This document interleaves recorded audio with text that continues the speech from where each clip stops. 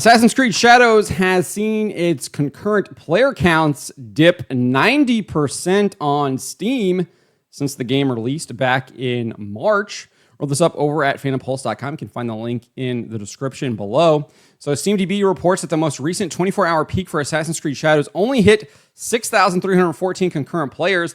That is down over 90% from the game's all-time peak concurrent of 64,825, which it hit on March 23rd.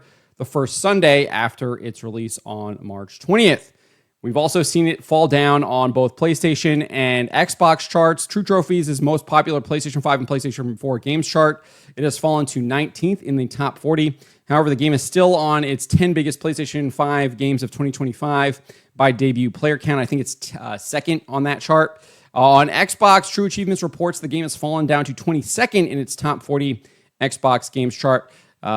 So that is where it is on PlayStation, Xbox, and obviously here over on Steam, 90% decline there.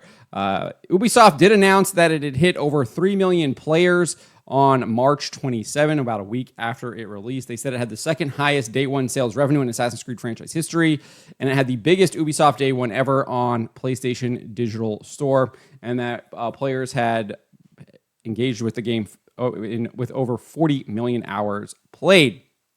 Now, obviously, that doesn't tell us what kind of revenue that it was or how many units it was sold, etc.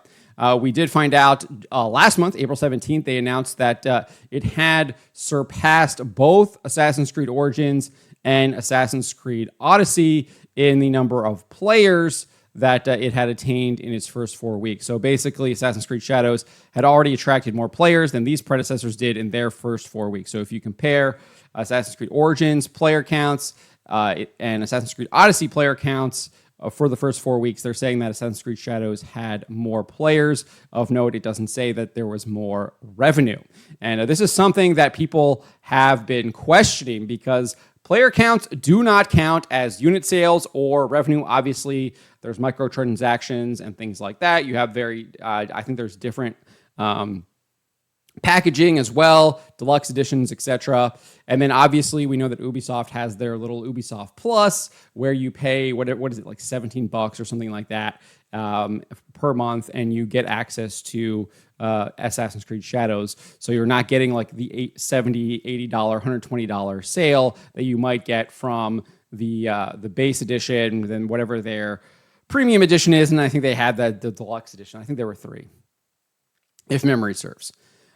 So this is also something that investors have been questioning as well. If you go back to their third quarter conference call, Barclays' Nick Dempsey questioned Ubisoft's narrative that the game's pre-orders were tracking in line with Assassin's Creed Odyssey.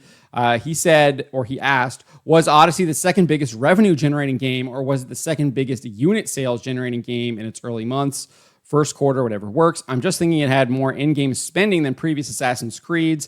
I'm just thinking what our pre-orders might mean for our first 12 days of Shadows unit sales. And this is how Ubisoft CEO Yves Guillemot responded, saying Odyssey is the second biggest performer in the franchise's history, very close to Valhalla in terms of units sold on the comparable time basis.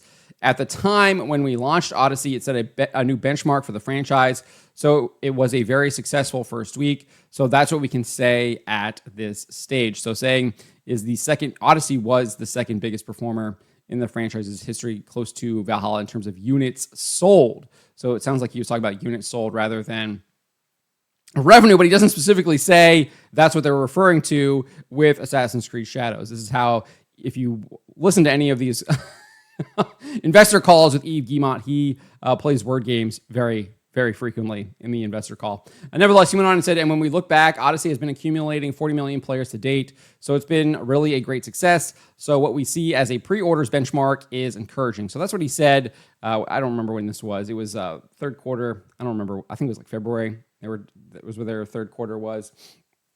We'll find out more details, obviously, here in about a week when they have their full year earnings call and their full year earnings report. And we'll really see how well Assassin's Creed Shadows performed. And they have to actually kind of address the investors and say how poorly or how well this game performed. But I don't think it has performed to the degree that they wanted it to perform. We know I didn't include it in this article, but we know that Assassin's Creed executive producer Mark Alexis Cote has talked about how these games have to sell between 8 to 12 million units to break even. He says they have to do at least 10 million. And so that's obviously probably includes things with like discounts and things like that. But also includes the microtransactions that they have within the game as well, in order to basically make the game break even. And he said that's what it costs to break even. And I just don't think we've seen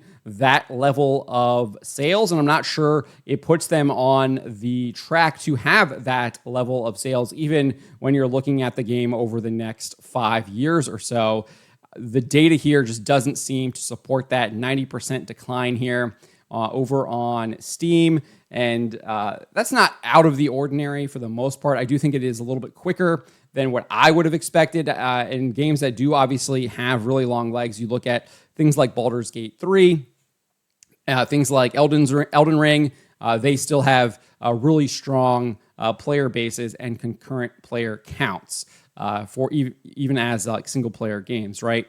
And clearly, Assassin's Creed Shadows not on that level. I don't think I included it in this. I definitely didn't include it in this article. But I mean, we can even go and look at like Assassin's Creed Valhalla, and you can kind of see how poorly Assassin's Creed Shadows is doing. I mean, because you can see here that the 24-hour peak for Valhalla, which was released on Steam December 2022, is sitting at 2,500, and Shadows is just at 6,300. So it's not that big of a difference between the two, which is really bad. Now, obviously, all-time peak is a lot lower, given the fact that Valhalla was primarily released on console, and PC players probably had likely already played the game on console before it came over to PC, and we're not just really interested in replaying the same game with maybe just with it being a PC port for the most part. So